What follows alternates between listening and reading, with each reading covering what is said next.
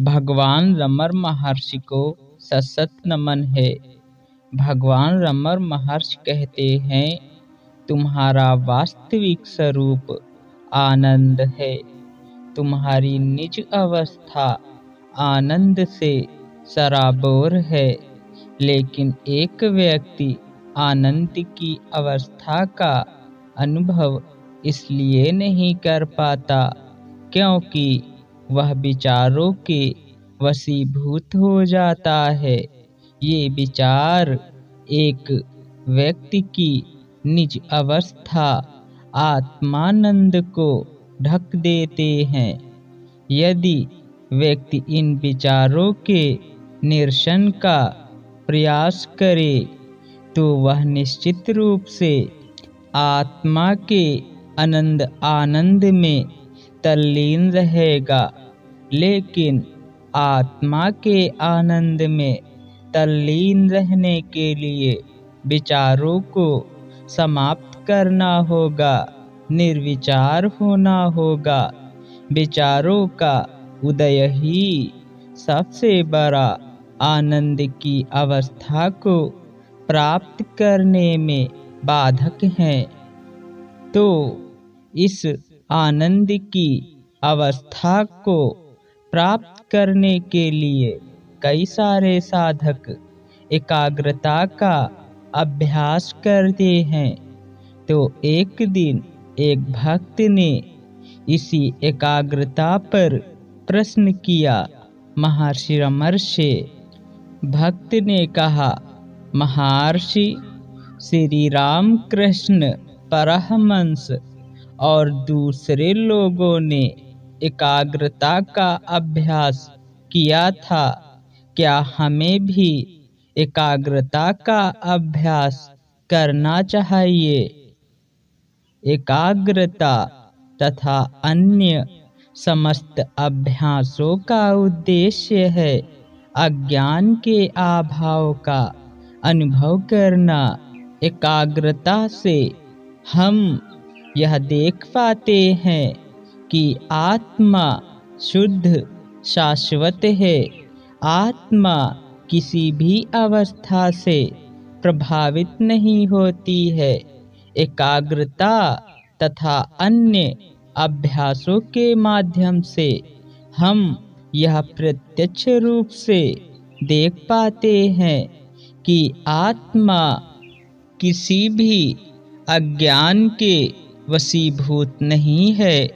आत्मा शुद्ध अस्तित्व मात्र है। स्वयं की सत्ता को कोई भी अस्वीकार नहीं कर सकता। अस्तित्व ही ज्ञान है, अर्थात जागरूकता। उस जागरूकता का अर्थ है अज्ञान का अभाव।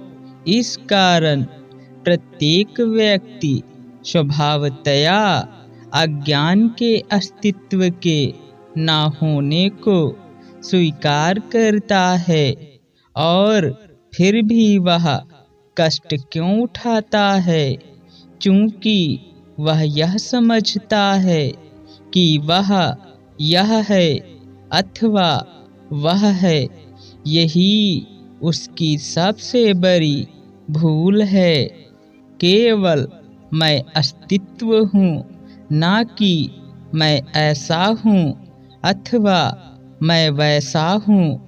जब अस्तित्व पूर्ण है तो वह सत्य है।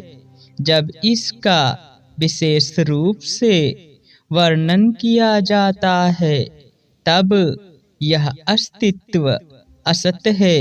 प्रत्येक व्यक्ति केवल शुद्ध अस्तित्व मात्र है। इस अस्तित्व के प्रति जागृत अवस्था में भी जागरूक हो जाओ तो आत्मा का आनंद का अनुभव होने लगता है। जागरूकता ही तुम्हारा वास्तविक अस्तित्व है।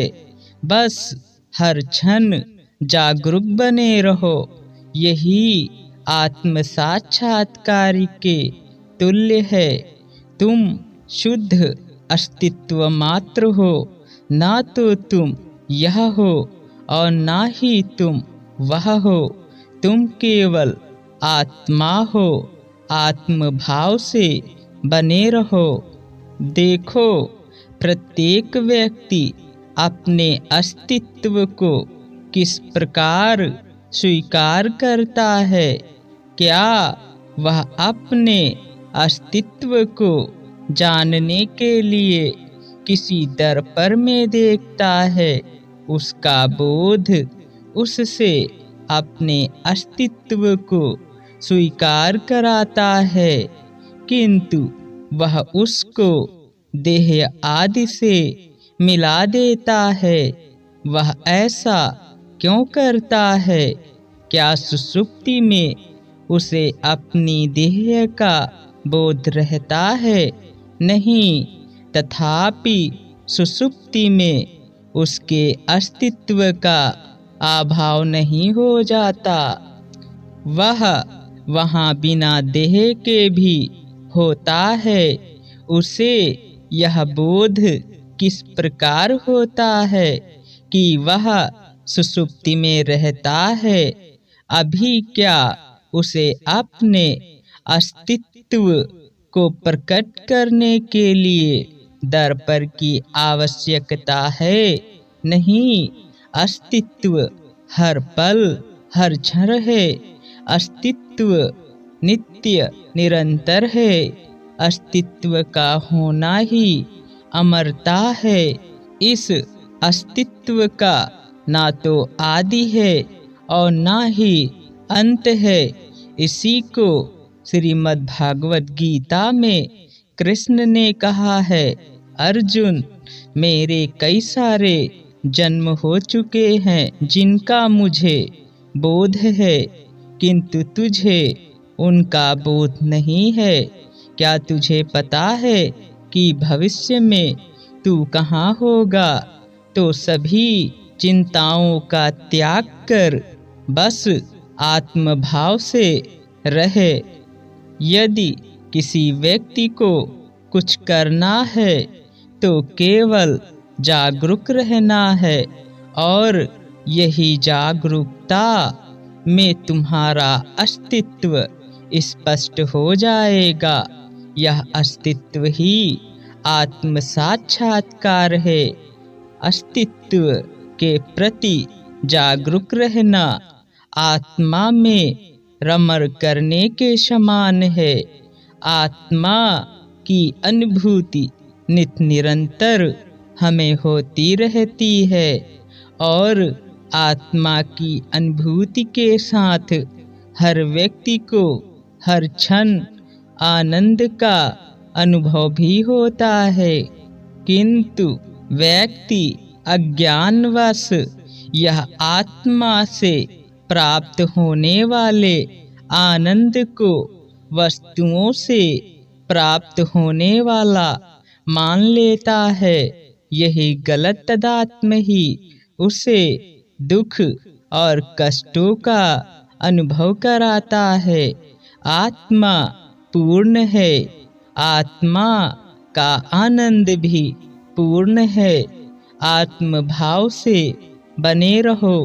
हर पल जागृत अवस्था में भी जागरूक रहो। इसी अवस्था में आत्मा स्पष्ट हो जाएगी। हरि ओम तत्सत।